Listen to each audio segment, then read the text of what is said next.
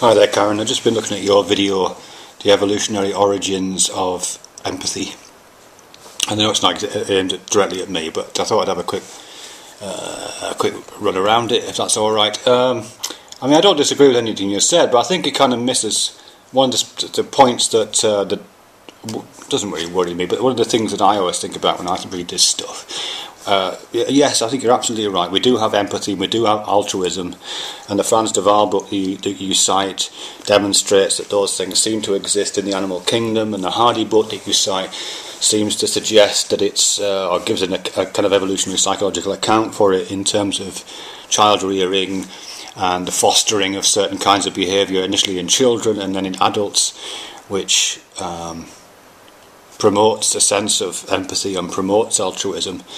And I can see the logic of that, and I'm not denying the fact that it's been seminal in the success of primates, but also the creatures as well, and the success of ourselves, and is probably lies behind many of the things that we regard as the highest human values. We really find those things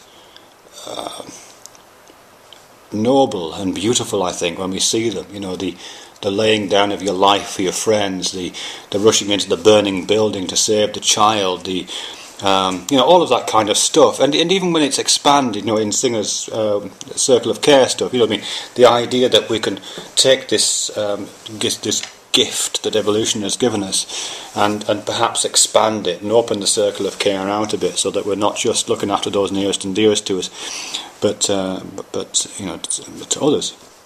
I can see the value of that, and I can experience the aesthetics of that, if you like. And by aesthetics, of course, I don't mean it's an art object. I mean there's a deeply embodied feeling, which, as I say, are associated with the most noble, those attributes which are considered most noble and human. But the difficulty I have here, and I suspect it's a little bit like Gary's difficulty, although obviously we're not exactly the same on this one, is, as Hardy says, this stuff emerged out of evolutionary processes. And it didn't emerge out of evolutionary processes because it feels nice. It emerged out of evolutionary processes because it keeps you alive. And keeping your children alive, and keeping oneself alive, and keeping yourself alive is always at a cost. I mean, that's the point. I think it's always at a cost. Packs and crowds and flocks and herds and all those kinds of social organisations. They're not benign organisations. They're not. They exist at the expense of predators. Predators don't eat if prey animals are successful enough in being empathetic and avoiding them. For every primate that gets together in this little bonded group and licks the blood off one another's, of the injured amongst them, every time they do that, they're depriving a young panther or a young leopard of a meal. That's kind of how it works, isn't it, really? All of our care and all of our empathy and all of our altruism is a strategy that evolution has provided us for in order to draw our biological wagons into a circle and keep the Indians at bay, and they will starve. They will die. And of course, yes, we may have opened that circle of care out so that maybe even a few chosen animals lie inside the circle now, but even then, not very many. But we'd quite happy kill many other animals to survive. And on a purely personal level, make no mistake, I understand the feelings you're talking about, and I recognise them in other people and feel ennobled by those things. But at the same time, on a personal level, I've got two lads here. I would probably kill several hundred people if it saved the life of my kids, of those closest to me. You know what I mean? The maths are like that. It isn't the simple maths of 2 for 2, I'm not doing that kind of maths. Empathy demands of me, altruism, fatherhood, demands of me that the maths be enormously skewed, so that a lot of people would have to die before I considered saying, okay, you can take my kids then. A lot. And if you, as I say, if you step outside of the human race and include the animal kingdom in your arithmetic, any human being, I'm sorry, even the most lowly scum in my view at least, is worth more than any animal. Now I know a lot of people disagree on that, in which case just change the animal a bit, change the human a bit, and eventually you will find some arithmetic like that. I would kill a hell of a lot of monkeys to save a human being. I would kill even more cats. I could see almost every spider on the planet wiped out to save a human life. And this is a result of empathy. This is what's happening because of empathy. This is the feelings that I'm getting because of empathy and altruism. I will look after my own, and the circle of care is not a. It doesn't produce a level playing field. It's not that kind of a circle. It's the kind of it produces a gravity well of care around oneself. I'm just going to quickly flick to one of the references that you set up there, Karen, which is the Hardy book. This is what she says. This is really interesting, actually.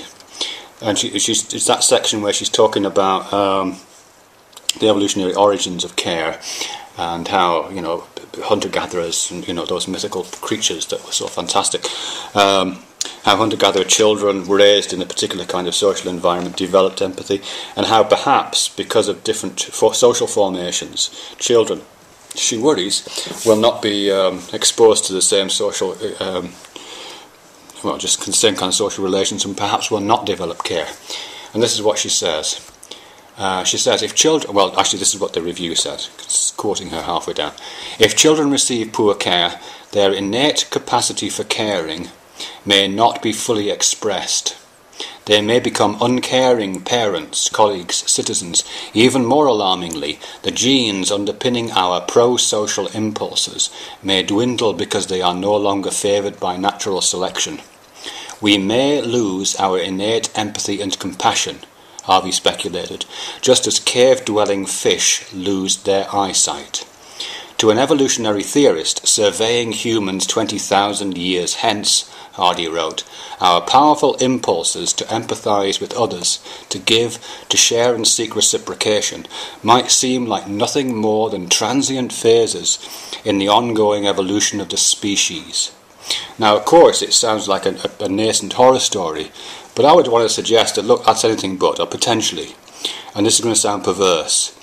The way I've described empathy and altruism, it's a strategy, it's a weapon that one species uses against another species, or that one tribe uses against another tribe, or one family uses against another family. It's it's a weapon in an armory of weapons to protect the local branch of DNA you happen to be sitting on. And this kind of evolutionary development might not be a bad thing.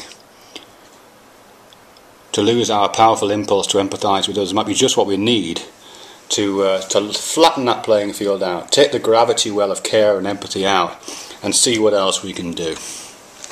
I know it sounds like perversion, I know it sounds like antisocial rather than pro-social, but at the moment the pro-social that's being talked about here, and in Frans de Waal, and I've now gone through his book, the pro-social that's being talked about is not flat. It's not a flat world of care, it's a local world of care. Okay, thanks very much.